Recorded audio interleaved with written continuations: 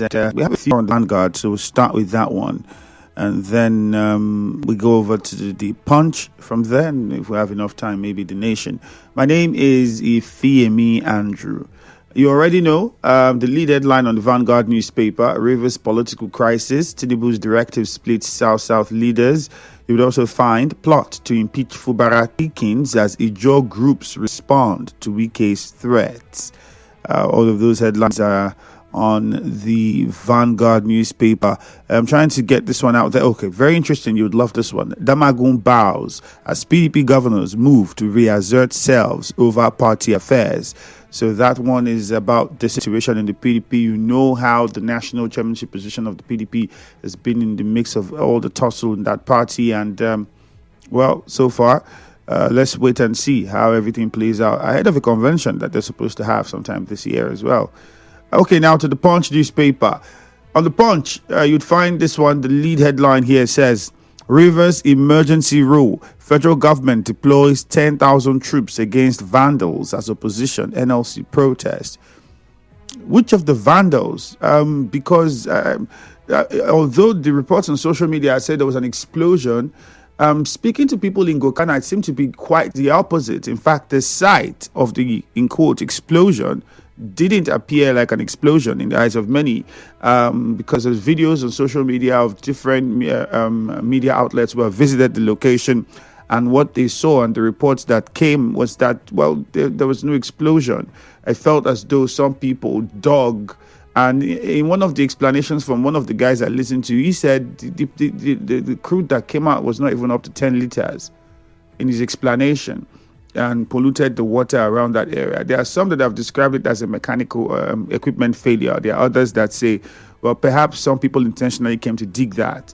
But whether it's an explosion is what they were confused about as well. There are several reports that have been circulating online from renowned media organizations in the country. So is the federal government putting its decision to deploy 10,000 troops to Rivers State on that particular incident, or is there another explosion that might have occurred in the state that involved oil installations that we are not aware of? Only time will tell. But there, go to the Punch, you find all the details. Rivers emergency rule. Federal government deploys 10,000 troops against vandals as opposition NLC protest. And I think also the police had said that they said they caught some of the people who were involved in the situation in Gokana. I think it would be nice to also get to hear from those people, and I don't know if they've been paraded, but it would be great to also hear from them and speak with them to know exactly what their say is in all of these. Okay, still on the Punch. Minimum wage, NYSC to spend 307.6 billion naira on core members' allowances. It's another one. This 307.6 billion naira, is it the increase, the new NYSC allowance that they've been talking about for months, that core members have continued to say they are yet to receive? Or is it the old allowance of about 30-something thousand that they are still receiving? Which is this? Find out on the Punch. We're streaming live on Facebook, so if you want to watch and listen to us on Facebook, you can do that at Nigeria Info 92.3 PH. That's the handle on Facebook. You can also watch us live on YouTube at Nigeria Info PH, on X Nigeria Info PH, and don't forget you can download the Nigeria Info FM app from wherever you are in the world. It's simple. If you're an Android user, just go and use the Google Play Store and download the app. If you are an iPhone user, then on the iOS Store, download the Nigeria Info app. Search for Nigeria Info on the app, Port Harcourt, Nigeria Info Port Harcourt on the app, and then you can listen to us from anywhere in the world. All right. All of that said, we'll open the phone lines now. Quickly call us up on 0817 923 0007. 0817 923 0007. I'll be taking your comments on Facebook shortly. So for those of us who are on Facebook, please endeavor to keep the comments short and straight to the point. Remember, it's a live stream, okay? And we don't need anything too lengthy. Otherwise, your message could be overtaken by another person's message. And another advice I would give is try to send us multiple times as possible, so that we get the opportunity to see yours. Okay, so now to the live stream. On Facebook, Stephen Igbiki says he's watching from Rukboku. The Attorney General of the Federation is biased. He's lying against an elected governor. Jeff Etibeko says, I don't know emergency and swearing in a sole administrator. I guess you mean without the assembly's input yet. Clever Sonny says, I hope the FCT minister and his supporters are happy for bringing Rivers State to where we are today. Stephen Igbiki says, okay, I think we took that already. Clever Sonny, I hope the FCT minister, okay, happy for where we are today. Larry Spiff says, good morning. Federal government and we have succeeded in putting Rivers State on a reverse mode just for 2027 election. That's from Larry Spiff. Anunobi says, Edison denies filing the lawsuit. Those celebrating this state of emergency are really fabricating things, and something tells me that they will keep throwing bomb to ensure that this continues. That's Anunobi Ekachi Casey. You sent that message in on Facebook. What's next? Stephen Igbikis. Okay, Skillful Period will go to you now. Says Rivers emergency rule by the federal government deploys 10,000 troops against vandals. NLPC protests. My question is, where are they going to? Okudili says, Mr. President, declaration of state of emergency in the state unconstitutional by suspending elected governor and state assembly members. National Assembly should rise against it. I was watching my former governor of my state, Doediri, beg your pardon, Seraki Dixon, who is our senator, also debating about this and saying that the House haven't received the gazetted proclamation of a state of emergency by the president. So the constitutional provision is Section 305. After the president made that proclamation, it's supposed to be gazetted and sent to the House, both Senate and Reps, and then they are going to look at it, and then the House would attend to it, and it requires 2/3 majority of the lawmakers in the House, not the lawmakers seated, but the lawmakers of the House. So it's a different. If you say the lawmakers seated, that's a different, but the lawmakers of the House. And in his own opinion, he says it would be quite difficult for that to be approved by the House. According to Senator Seraki Dixon, would be quite difficult for that to be approved in the House. And some people have questioned why the president was quick about declaring it, swearing in the sole administrator without considering the other provisions of the Constitution that requires the Assembly to look at it and approve it. So for Dixon, he says, in the eyes of the Constitution, the state of emergency has not started because the Assembly have not looked and approved it. Oh, well, I guess I would say the drama continues. Let's go to the phone lines now. 0817-923-0007. 0817-923-0002. Quickly now, tell us your name and where you're calling from. Good morning, Nigeria Info. Please, straight to the point. Good morning, Uchimi Andrew. All right, you're welcome. Good morning. And how are you doing? Fantastic. Go on, please. Yeah, my name is Comrade Leighton Barry Sunday, calling from Bury. Okay. Let me look at the National Assembly debate today on the state of emergency. I think this is where I really want to see the power of the State House of the National Assembly comparing to the State House of Assembly. Because we've been in Rivers State seeing that Rivers State House of Assembly has been in tussle with the governor of Rivers State. And some people begin to doubt, how can the State House of Assembly be so powerful in making laws, taking decisions, and all that?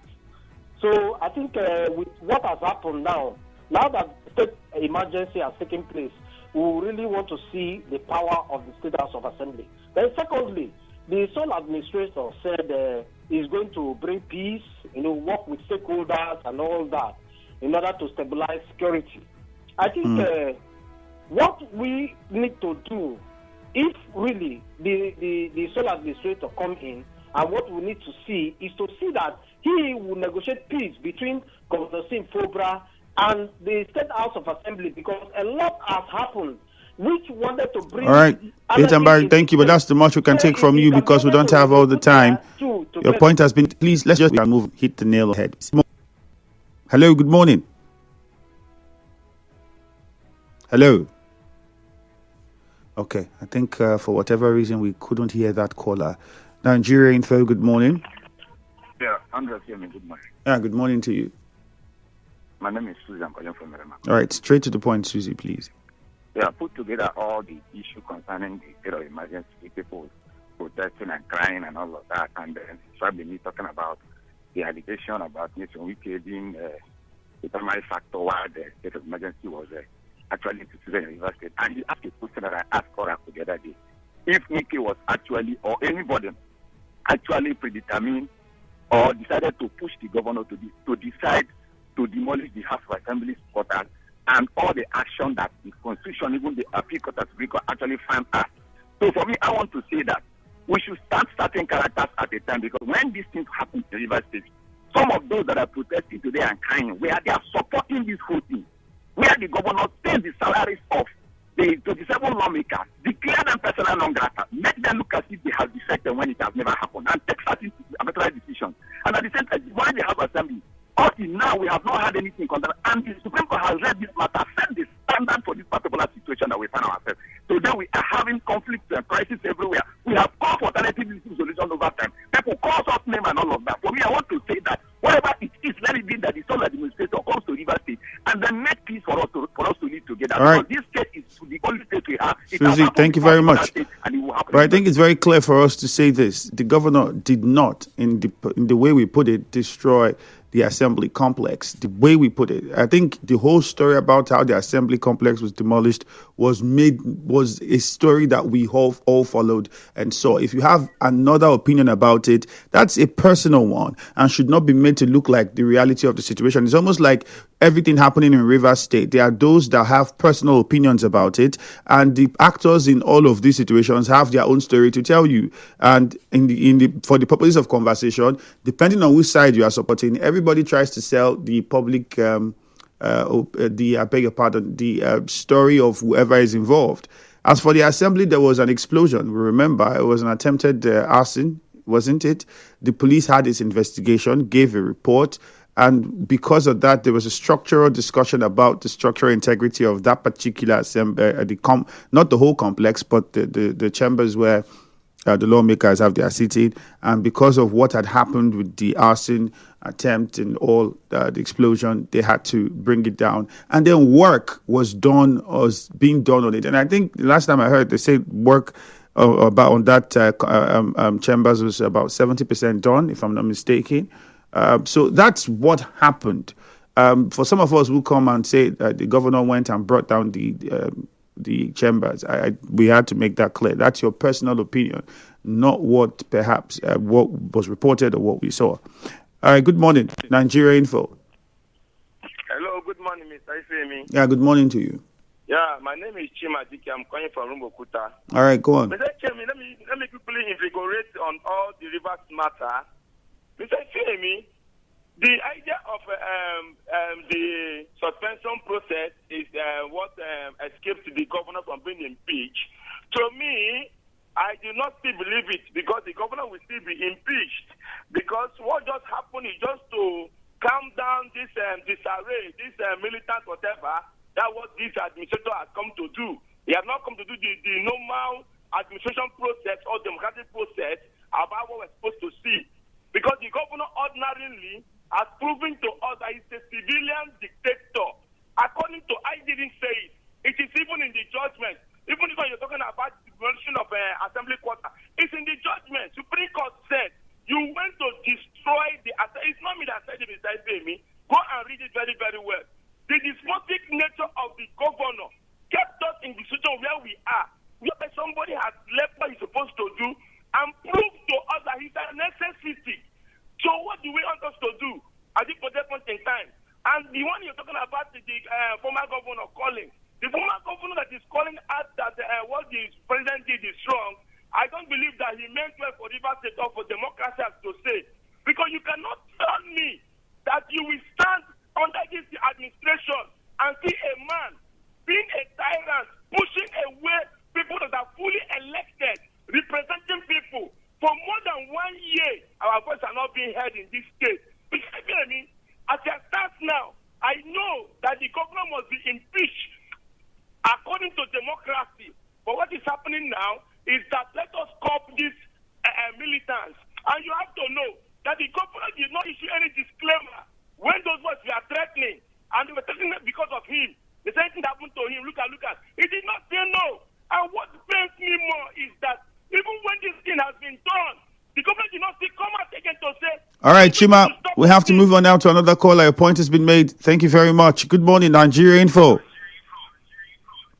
Yeah, Andrew, good morning, sir. All right, good morning. Yes, Mrs. Ucheken, I'm calling from Eche. Okay, go on, please. I want to look at the position of Hida, Dokubo, and Feveresima. Their position this morning is what I call eye service and inconsequential situation. Women that came out to cry or protest whenever issues goes against their way, women that could not speak up when the issues are going against other people, women that could not speak up when the suspended governor suspended and sacked the democratically elected council chairman and councillors. They did not also travel when that happened. The governor declared the democratically elected assembly members non-existent and also withheld their salaries for 16 good months. They were here when Sassin went ahead to install illegal CTCs as against the position of the Supreme Court. The militants were backing happened. The stop pipe we are blowing everything. I will say, oh, this was wrong.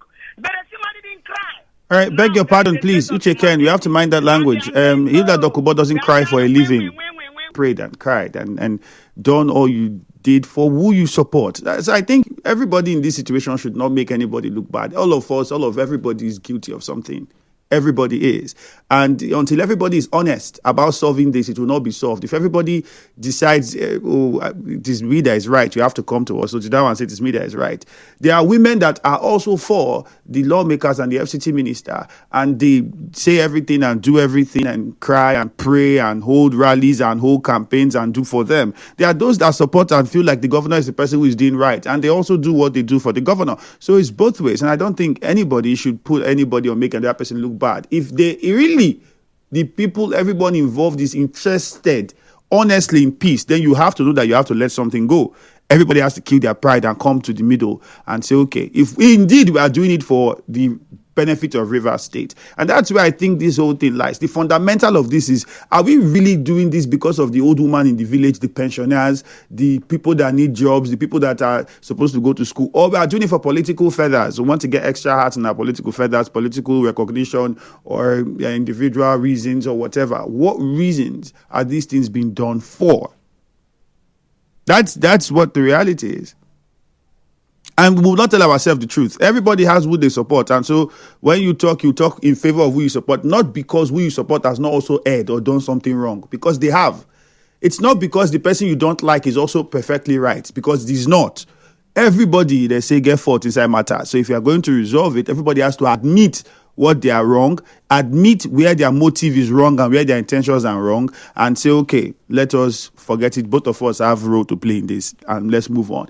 If we do not act like grown-ups and come to that point, well, we'll continue watching the drama, and everybody will keep complaining like this, back and forth. And that's how it's going to be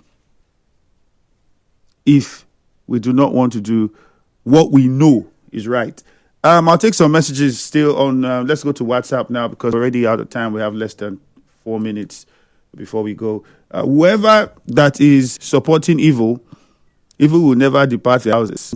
Well, good evening. I think we talked about that, so that's not in your place. Already addressed that. The state of emergency put in place in Rivers State by the president is worrisome. The way and manner the president hurriedly swore in the sole administrator without approval or support from two-thirds majority of the National Assembly. This is unacceptable. Owanate Clinton West. I think I'd started by telling you the position of, let's wait and see. Why has federal government of Nigeria refused to pay core members the 77K? Well, I don't know, because I don't work for the federal government. I'm not in place, so I don't have that information. We'll wait and see. Core members are suffering in their respective places of primary assignment. Igbani Joe, yes, they are. The economy is tough. Let nobody act like it's not. The economy is tough.